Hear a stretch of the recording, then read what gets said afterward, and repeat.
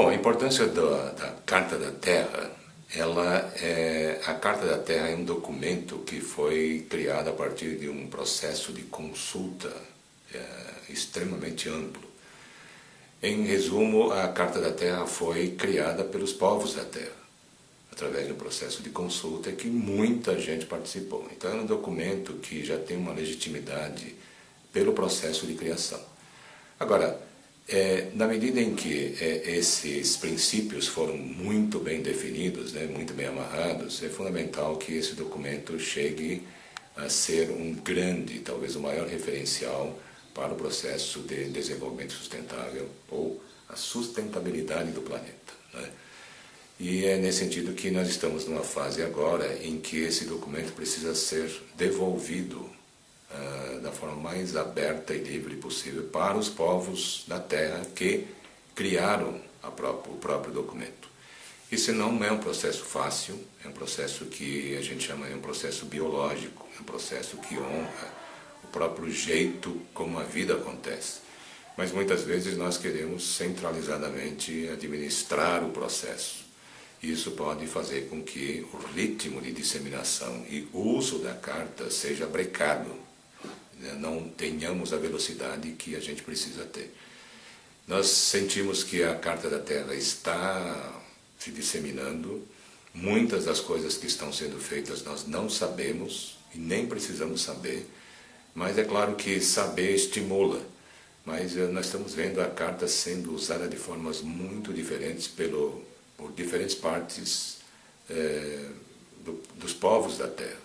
Isso é muito bom, isso faz com que a gente passe a encarar a própria sustentabilidade de um jeito um pouco diferente, porque, na verdade, a Carta da Terra é o documento que é mais abrangente possível e vê a questão da sustentabilidade de um jeito que me agrada muito, porque no centro da Carta da Terra está o honrar todas as vidas, todas as formas de vida do planeta. Agora, na medida em que essa essência está lá, e a gente honra em tudo que a gente faz, a vida, a essência da vida, isso naturalmente leva à integridade ecológica. E nós estamos falando de muito mais do que meio ambiente, preservação do meio ambiente. Preservar, honrar todas as formas de vida leva à integridade ecológica. Mas também isso, honrar todas as formas de vida, leva naturalmente à justiça econômica e social. E também honrar todas as formas de vida leva naturalmente à paz e à ausência de todas as formas de violência. E tudo isso está sistemicamente integrado. Por exemplo, justiça econômica. A ausência de justiça econômica leva, obviamente, à violência e guerras. Então está tudo interconectado e essa compreensão de sustentabilidade é fundamental hoje em dia. Por exemplo, eu costumo dizer nas minhas palestras que o planeta inteiro pode estar cada vez mais ecologicamente correto e o planeta não se sustentar por guerras, por guerras e violência, gerada por falta de justiça econômica e social. Agora, a compreensão desse caráter sistêmico da Carta da Terra é a maior contribuição que ela dá. E ela precisa estar muito presente em todas as dimensões da vida no planeta, seja na área de governo, seja na área de negócios, seja na área da sociedade civil. E é esse tipo de disseminação que nós precisamos, porque a Carta da Terra, através dos seus princípios, é um guia extraordinário para a reinvenção de muitas das coisas que nós precisamos no planeta. É assim que eu vejo a importância da Carta da Terra hoje. Então, é importante que, através de um processo de educação, a gente consiga assegurar que mais e mais pessoas de todos os segmentos, quando eu falo de todos os segmentos, eu falo desde o presidente de um país, ministros, presidente de empresas, organizações, etc., até os mais modestos cidadãos da base da pirâmide, como a gente costuma. Todos precisam ser educados na essência da Carta da Terra. Agora, esse é um desafio enorme, porque nós estamos ainda restritos quando a gente fala em educação, é só ver o número de analfabetos pelo mundo, né? São bilhões, que os nossos sistemas educacionais não estão conseguindo fazer o seu trabalho na plenitude que deveria. O que significa que o nosso grande desafio não é fazer aulas mais interessantes sobre sustentabilidade com base na Carta da Terra. Nós precisamos fazer com que bilhões de pessoas consigam ser educadas de uma forma melhor em todos os sentidos, não só em relação aos princípios básicos da Carta da Terra, mas especialmente aquilo que está contido no conjunto da Carta da Terra, que são os princípios éticos. E eu gosto muito da definição de ética como sendo a escolha pelo bem comum. E bem comum, na verdade, é aquilo que está, digamos, descrito com enorme maestria na Carta da Terra. Porque a gente pode falar o bem comum, cada um entende bem comum de um certo jeito. A Carta da Terra consegue definir o bem comum com grande clareza. E todos os processos educacionais deveriam ser direcionados nesse sentido para entender profundamente o espírito da Carta da Terra, que está contido nessa visão sistêmica que coloca a vida na essência de tudo, mas principalmente consegue dar esse referencial para que a gente consiga entender que é fundamental que todos nós entendamos, especialmente a ética que está contida na Carta da Terra. Aí que a gente vai conseguir ver uma transformação acontecer a partir dessa consciência que é elevada de todos, mais uma vez, dos líderes até a base. Então não adianta algumas milhares de pessoas entenderem a Carta. O objetivo fundamental dos processos educacionais é assegurar que bilhões entendam.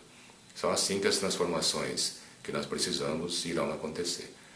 Agora, tem a modernização dos princípios. Eu acho que a tecnologia chegou num ponto que nos ajuda muito a pensar nessa ideia de educação de bilhões. Era algo que era impensável, né, há alguns anos atrás, e hoje nós estamos vendo cada vez mais o poder da rede, o poder da tecnologia, o poder da internet, e é só ver um filme que explode no YouTube, tem milhões de acessos. Agora, essa é a realidade que nós temos que honrar e fazer com que os nossos processos educacionais atinjam a grande massa.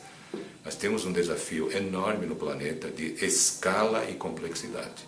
E a tecnologia pode nos ajudar muito a resolver essas questões todas. Então, os processos educacionais são importantes, mas eu dou muita ênfase aos processos virais de comunicação e de sensibilização para o processo de educação. Ou seja, através de filmes no YouTube e declarações de pessoas e tudo mais, a gente consiga sensibilizar milhões, bilhões de pessoas que passem a se engajar, então, num processo mais profundo de educação para a sustentabilidade. Então, acho que estamos num momento em que nós precisamos todos colaborar para que muito mais pessoas saibam que a Carta da Terra existe, muito mais pessoas se fiquem sensibilizadas a entender a Carta da Terra como um grande referencial que vai guiá-los no processo de engajamento pela ação para fazer a realidade descrita na Carta da Terra acontecer. E esse é o grande desafio que nós temos. A educação é fundamental para entender o espírito. Não é qualquer educação, não é educação tradicional, é uma educação das massas, educação de bilhões. Isso tem que permear, inclusive, todo tipo de escola, mas também os processos informais de formação de cultura, através do contar histórias, essas coisas todas que acontecem em todas as comunidades, das mais modestas possíveis. Então, a educação nesse sentido amplo, mas fundamental é de que a sensibilização anterior, através desse processo viral, que é absolutamente possível, nós tenhamos bilhões de pessoas sensibilizadas para irem mais fundo no processo de busca de uma educação mais profunda. E também temos que levar em conta que nós estamos em pleno século XXI e a maior ênfase que vai acontecer na educação não é uma educação tradicional de quem sabe para quem não sabe. O processo mais poderoso da educação será a autoeducação, autodesenvolvimento. Alguma coisa que vai empoderar as pessoas, as pessoas se empoderam e buscam se educar na direção de algo muito mais voltado às necessidades deste século, né, desta era. E a Carta da Terra é um enorme referencial, um referencial muito importante para que isso possa ser também realizado, um referencial para autodesenvolvimento. O centro que foi criado, ele para mim é um símbolo, então ele tem um valor simbólico fantástico, né? O valor de estar dentro, inclusive, da Universidade da Paz, estar localizado em Costa Rica, um país que não tem nem exército, né? Que até no final da década de 40 aboliu o exército. Então a paz é uma coisa muito ligada a Costa Rica, então tem todo um simbolismo. E nós estamos num processo agora de adequar a parte interna para que a parte interna seja uma coisa, os auditórios, toda a tecnologia que vai ser instalada, permita a disseminação através da internet e fazer com que as coisas que vão acontecer aqui presencialmente sejam disseminadas de forma muito ampla pelo planeta como um todo.